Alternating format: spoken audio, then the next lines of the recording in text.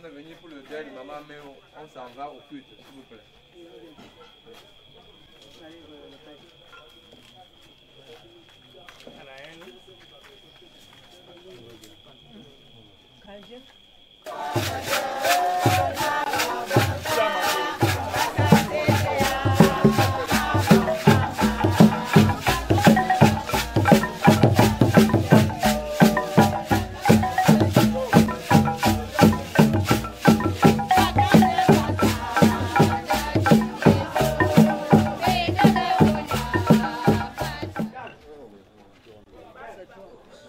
Frères et sœurs, amis connaissant la famille, nous sommes réunis dans cette cour pour témoigner notre affection à cette famille qui vient de perdre un de ses membres.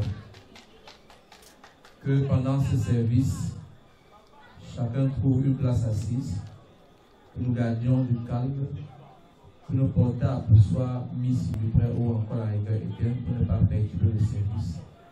Et que la grâce et la paix demeurent dans ce groupe. Amen. Et nous asseoir. Que l'ami fidèle est nous avons Jésus-Christ. Nous avons un Jésus-Christ. Toujours prêt à nous entendre. Toujours prêt à nous entendre. À répondre à notre cri. À répondre à notre cri. Il connaît nos défaillances. Il connaît nos défaillances. Nos chutes de chaque jour.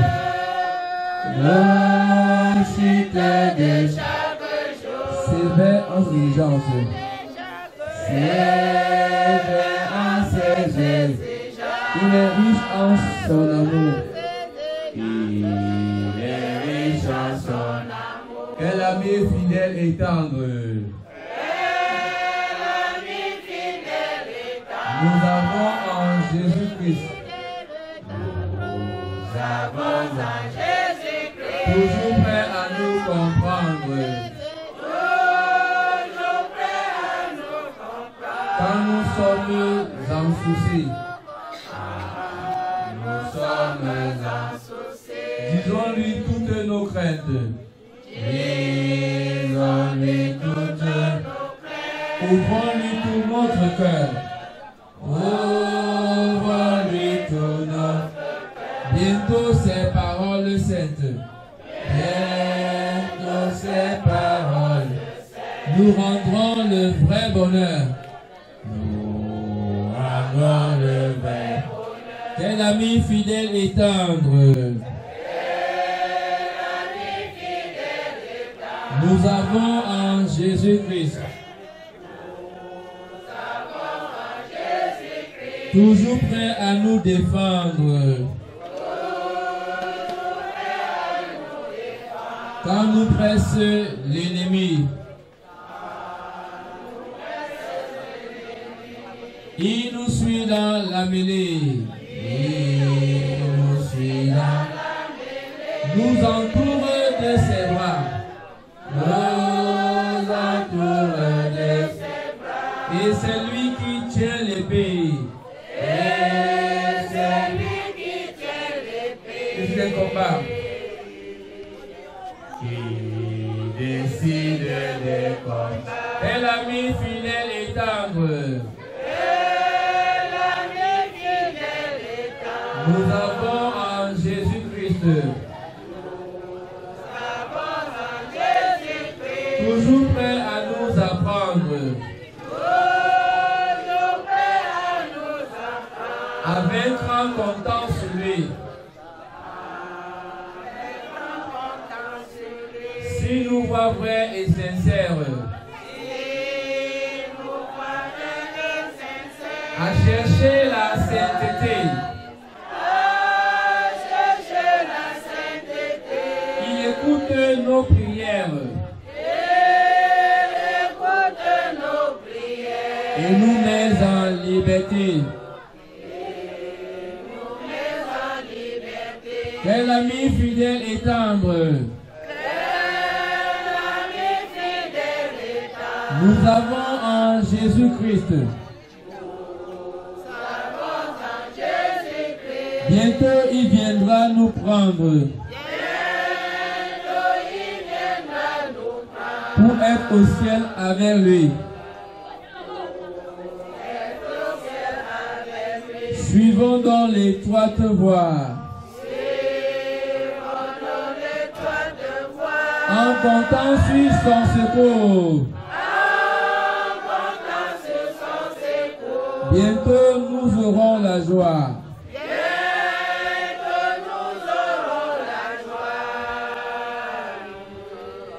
De vivre avec lui toujours. Prions le Seigneur. Ô Père éternel et charitable, que tu es exalté et ta grandeur est au-dessus de toutes choses. Ta magnificence est si extrême.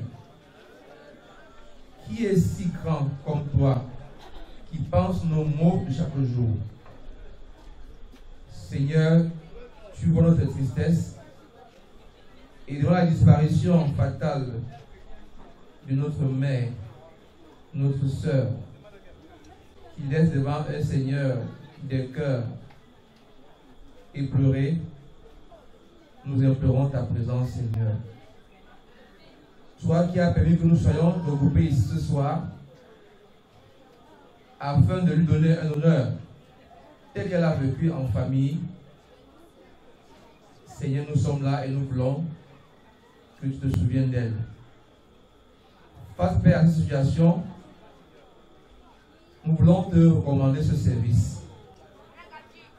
Pour que ce soit, Seigneur, dans cette cour, ton nom soit proclamé afin que les âmes se convertissent à toi.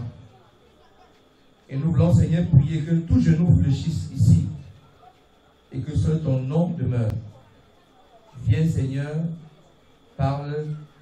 Viens, Seigneur, écoute nos prières et console-nous au nom de Dieu de puissance sur nous. Amen. Écoutons, bien-aimés, un petit bout la parole de Dieu.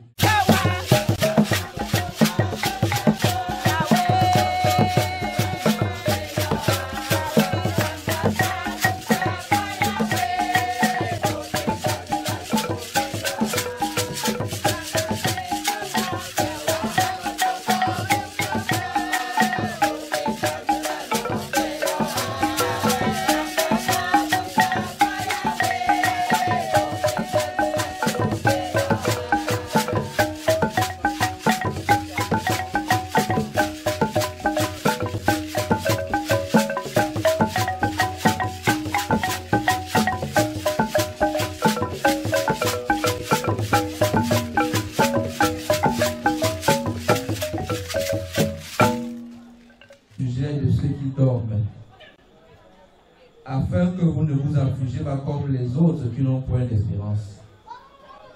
Car si nous croyons que Jésus est mort et qu'il est ressuscité, croyons aussi que Dieu ramènera par Jésus et avec lui ceux qui sont morts.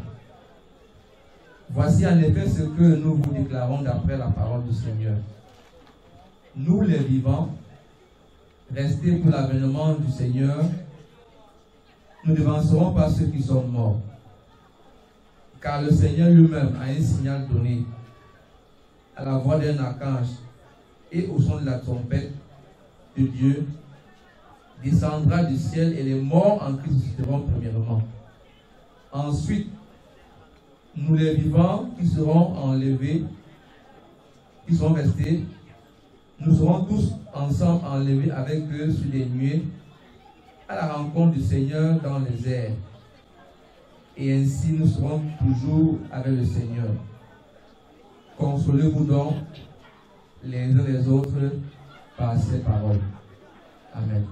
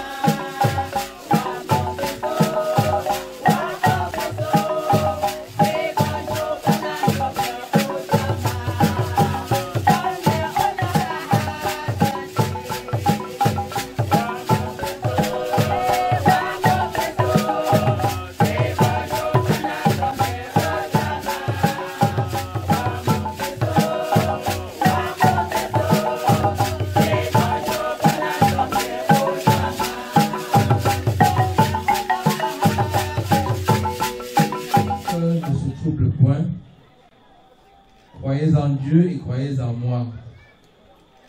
Il y a plusieurs demeures dans la maison de mon Père.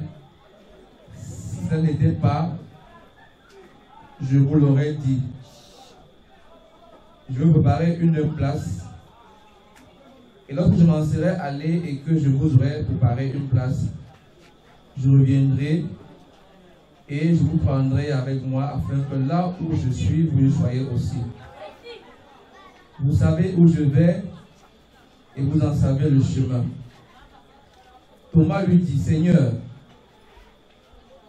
nous ne savons pas où tu vas. Comment pouvons-nous savoir le chemin? Jésus lui dit, je suis le chemin, la vérité, la vie. Nul ne vient au Père que par moi. Si vous me connaissez, vous connaîtrez aussi mon Père. Et dès maintenant, vous le connaissez et vous l'avez vu. Philippe lui dit, Seigneur, montre-nous le Père et cela nous suffit. Jésus lui dit, il y a si longtemps que je suis avec vous et tu n'as pas vu le Père. Comment dis-tu montre-nous le Père? Ne croyez pas que je suis dans le Père et que le Père est en moi.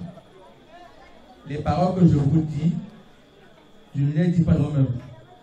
Et le Père qui demeure en moi, c'est lui qui fait les œuvres. Croyez-moi, je suis dans le Père et le Père en moi. Croyez du moins à cause de ces œuvres. En vérité, je vous le dis, celui qui croit en moi fera aussi les œuvres que je fais. Et il en fera plus grande parce que je m'en vais au Père. Et tout ce que vous demanderez en mon nom, je le ferai afin que le Père soit glorifié dans le Fils. Si vous demandez quelque chose en mon nom, je le ferai. Amen. Après le chant, la courage et repos, nous passerons la parole à un membre de la famille. Salut l'Assemblée. Yeah.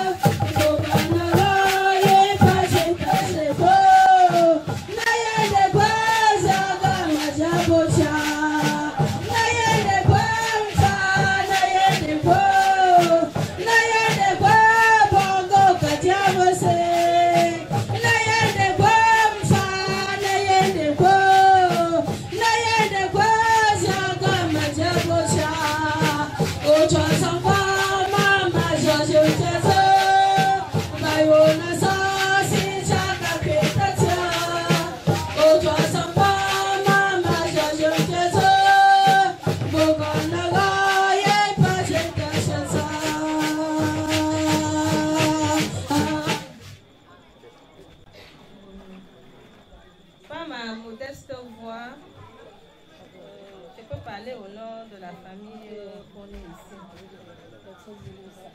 Ah, ok. Donc, soyez les bienvenus. Je peux dire que je viens de la paroisse EEC de Bolova. Donc, je peux passer par là pour vous envoyer la station des chrétiens de Bolova. Et que vous soyez chez vous, chez nous. Je ne peux que remercier l'assistance ici présente pour l'ouverture des obsèques de notre chère maman Maître Justine.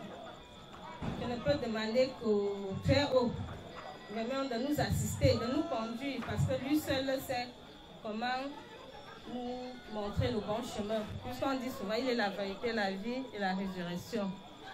Donc, je ne peux que dire que restons dans la paix du Christ, suivons le chemin de Dieu, et que tout ce qui se passe ici, que ça se suive jusqu'à Banjul passant par Banalté, et que tous les chrétiens ici rassemblés, vraiment, nous faisons au nom du Seigneur, parce que nous ne pourrons rien faire sans évoquer le Seigneur. Donc tous ceux qui sont présents ici, que les pas du Seigneur vous guident de part et d'autre jusqu'à vos domiciles respectifs, et que tout se passe bien. Bonne soirée à tous.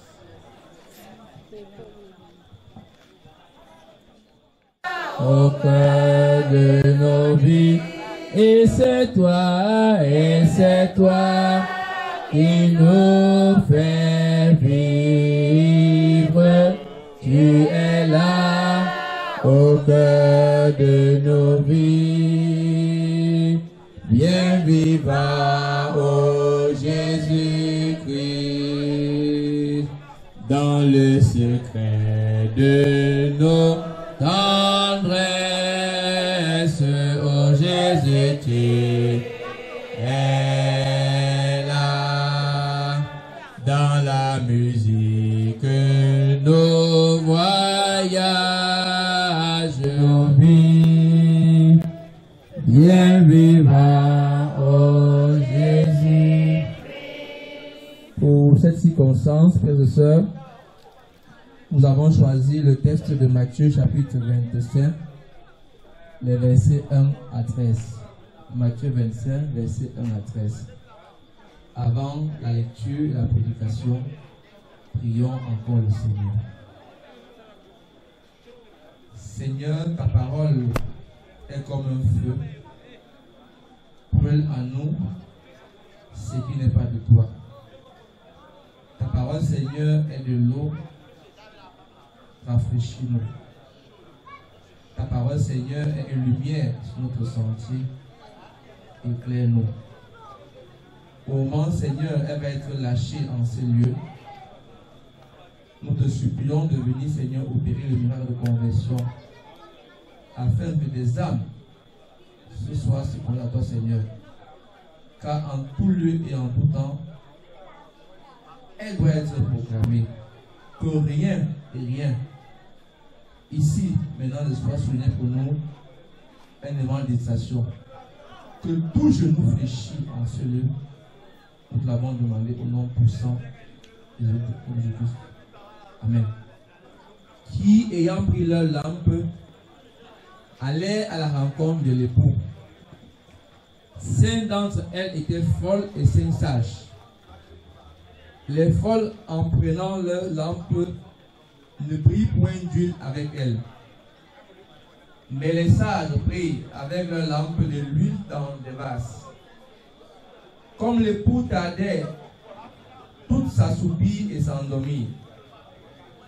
Au milieu de la nuit, on cria: voici l'époux, allez à sa rencontre.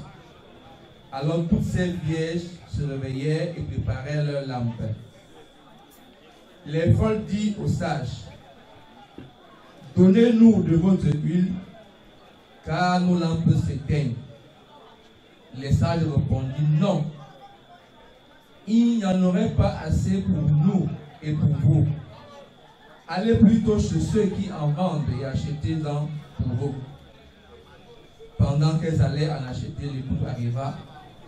Celles qui étaient prêtes entrèrent avec lui dans la salle de noces et la porte fut fermée.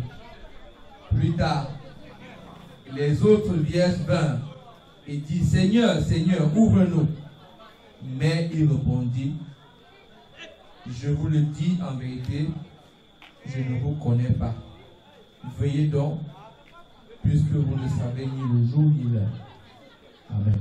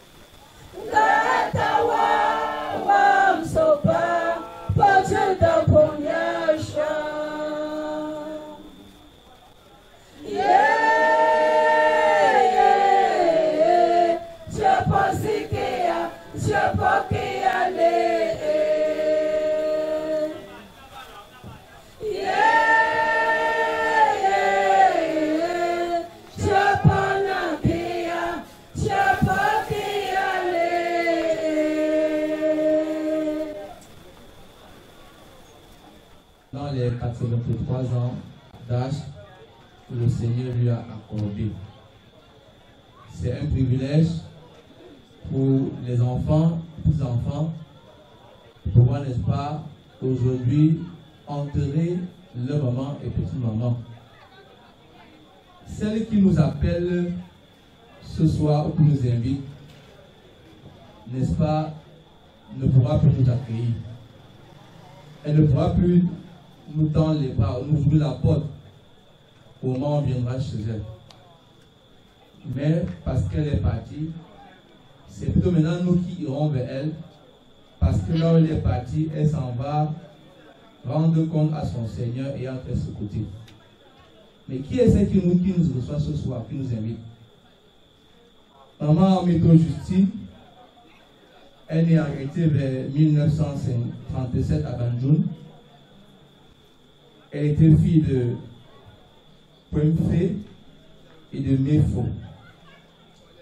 Et elle a fait son cycle primaire à l'école publique de DC à Banjul.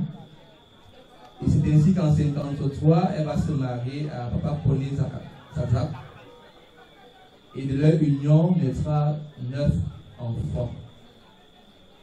Comme vie religieuse, celle-là était ancienne église à la paroisse de Feutoum à Banganté, qui d'ailleurs a perdu il y a quelques jours, n'est-ce pas, une des plus grandes mamans qui chantait le gospel et qui est partie il y a quelques jours à l'hôpital de Banganté aussi à Feutoum, Maman Mani. Donc finalement, elles ont collaboré. Comme vie associative, elle était membre, n'est-ce pas, de plusieurs femmes, des femmes Banjul, de Banganté. Et enfin, naturellement, elle a été mère, arrière-mère de plusieurs fils et petits-fils. Voilà celle qui nous invite ce soir. Et remarquez, bien aimé, que 83 ans d'âge a été brossé en 2 ou 3 minutes. C'est pour nous montrer, n'est-ce pas, la brièveté de notre vie. C'est pour nous montrer qu'en quelques secondes, en 1 minute, ce que nous avons bâti, ce que nous sommes, peut s'achever tout simplement, très rapidement, ainsi.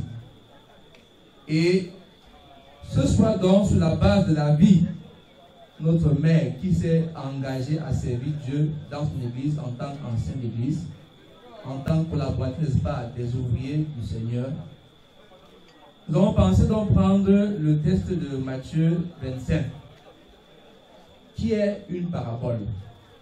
Une parabole nommée la parabole des 10 vierges.